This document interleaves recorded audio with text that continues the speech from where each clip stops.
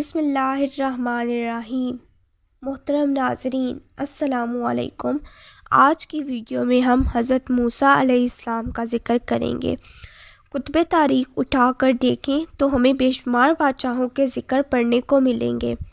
پرانے وقتوں میں بادشاہوں کا معمول ہوتا تھا کہ وہ اپنے درباروں میں نجومی رکھتے تھے اور ان سے سلطنت سے متعلق آئندہ زمانے کی خبریں دریافت کر لیا کرتے اور پھر اس کے مطابق سلطنت کا نظام چلاتے۔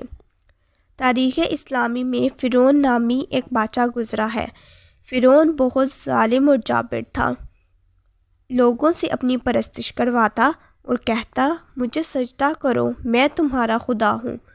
فرعون کے محل میں بھی ایسے بہت سے نجومی بڑھ رہے تھے جو اسے امور سلطنت سے متعلق آئندہ کی خبریں دے کر انعام و اکرام وصول کر لیا کرتے اور ان کی زندگی کا نظام اسی طرح چل رہا تھا۔ ایک دن تمام نجومی پریشان تھے اور آپس میں فرعون کی سلطنت کے زوال کی باتیں کر رہے تھے کہ بادشاہ فرعون محل میں آ نکلا اور ان سے پوچھنے لگا بھئی آپ سب کیوں پریشان ہیں؟ آخر میرے ہوتے ہوئے آپ کو کس چیز نے پریشان کیا؟ تمام نجومیوں نے یکلخت جواب دیا بادشاہ حضور، ہم اپنے لیے نہیں بلکہ آپ کی سلطنت کے لیے پریشان ہیں۔ بادشاہ کے استفسار پر انہوں نے بتایا کہ ایک ایسا بچہ پیدا ہونے والا ہے جو سچی نبوت کا دعوے دار ہوگا اور وہ آپ کی حکومت کے زوال کا سبب بھی ہوگا۔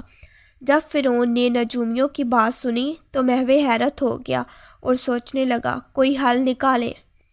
فرعون کے حکم پر تمام وزیروں اور جنرلوں کو طلب کر لیا گیا اور دربار لگایا گیا۔ فرعون نے نجومیوں کی بات دربار میں موجود لوگوں کو سنائی اور کہا تم میں سے ہر ایک اپنے اپنے دماغ سے بہترین مشورہ سوچ کر بتائے۔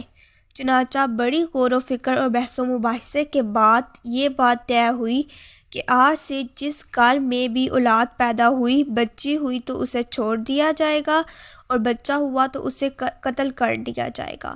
پھر ایک دن نجومی نے خبر دی کہ وہ بچہ تو رحم مادر میں منتقل ہو چکا ہے۔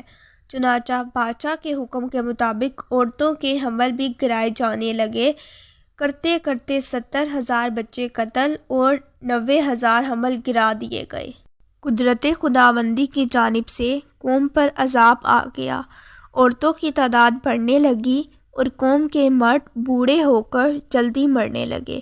تمام فرعونی بادشاہ فرعون کے پاس گئے چونکہ اسے خدا مانتے تھے۔ کہنے لگے اے ہمارے رب، قوم پر ایسی حالت آ چکی ہے کہ مردوں کی تعداد ختم ہونے لگی ہے۔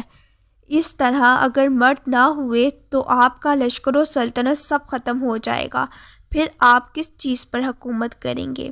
لوگوں کی بات سن کر فرعون بہت پریشان ہوا اور اسے قوم والوں کی باتیں دل پر لگیں۔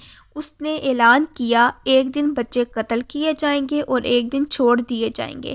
اس طرح جس دن بچوں کو قتل نہ کیا گیا اسی دن قدرت خداوندی سے حضرت موسیٰ علیہ السلام پیدا ہوئے۔ سبحان اللہ۔